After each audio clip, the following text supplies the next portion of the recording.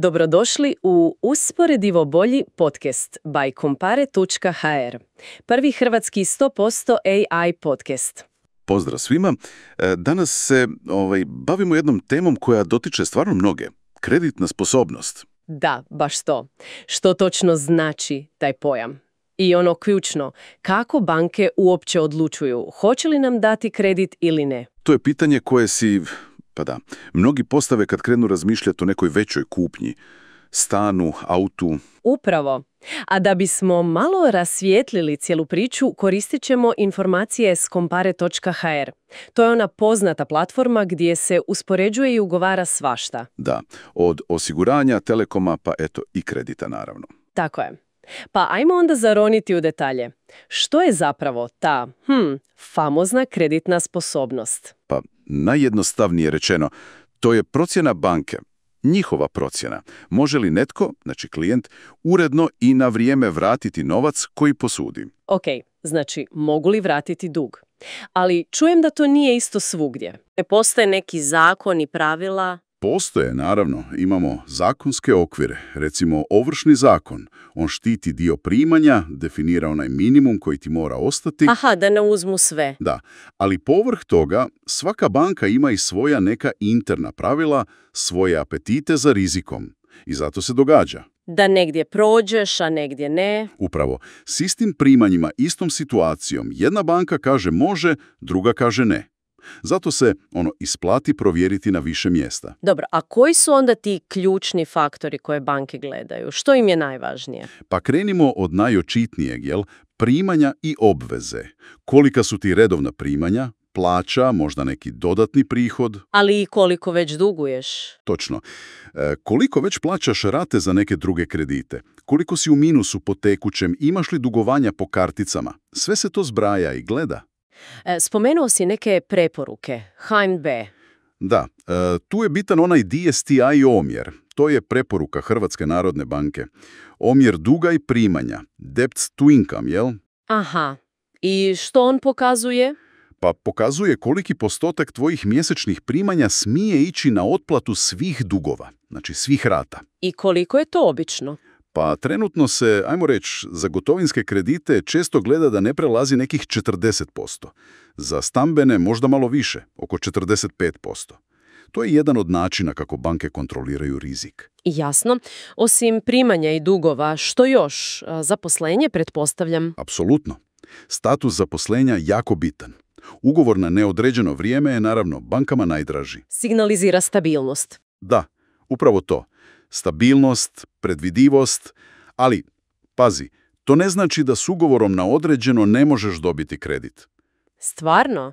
Mislila sam da je to puno teže. Pa je teže, ali nije nemoguće. Pogotovo ako imaš neki kontinuitet zaposlenja.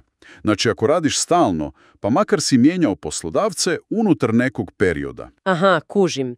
Bitno je da nema rupa u radnom stažu, da tako kažem. Otprilike. I nije nevažno ni kod koga radiš. Poslodavac isto ulazi u računicu. Misliš, je li firma velika ili mala? I to, ali više gledaju bonitet tvrtke. Je li stabilna, je li solventna, isplaćuje li redovito plaće, kakva je općenito financijska slika.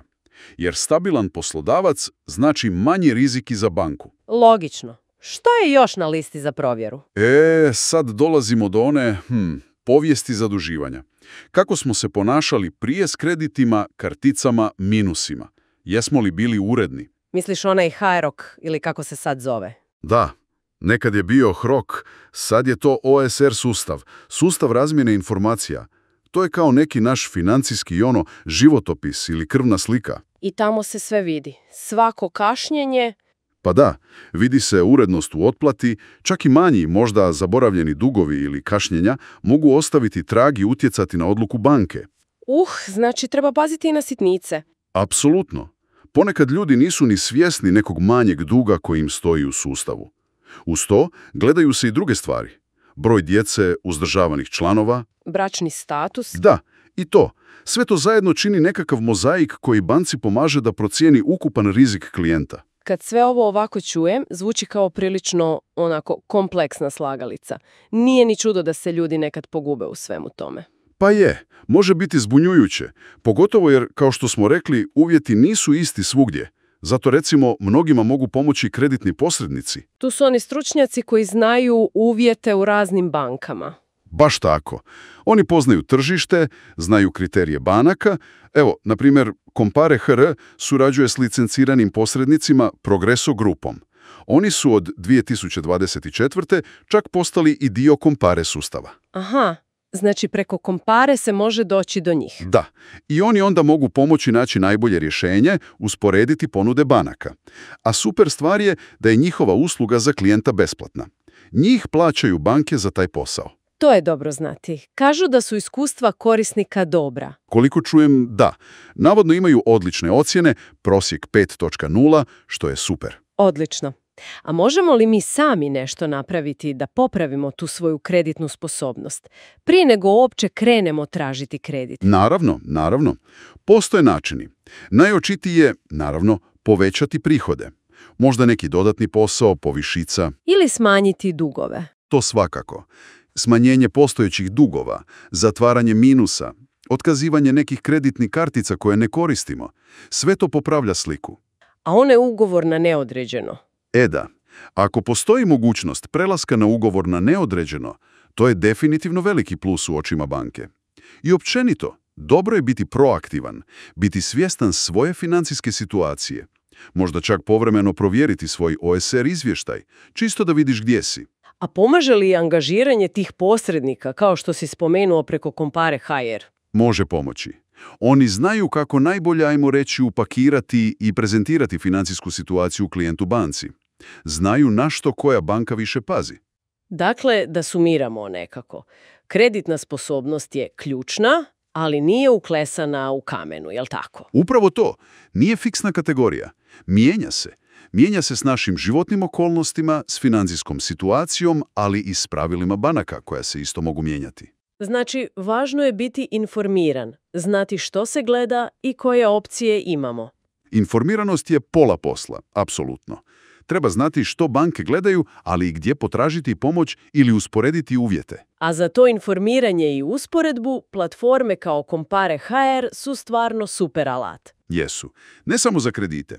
Tamo se može usporediti i auto osiguranje, naći najpovoljnije ili internet paketi.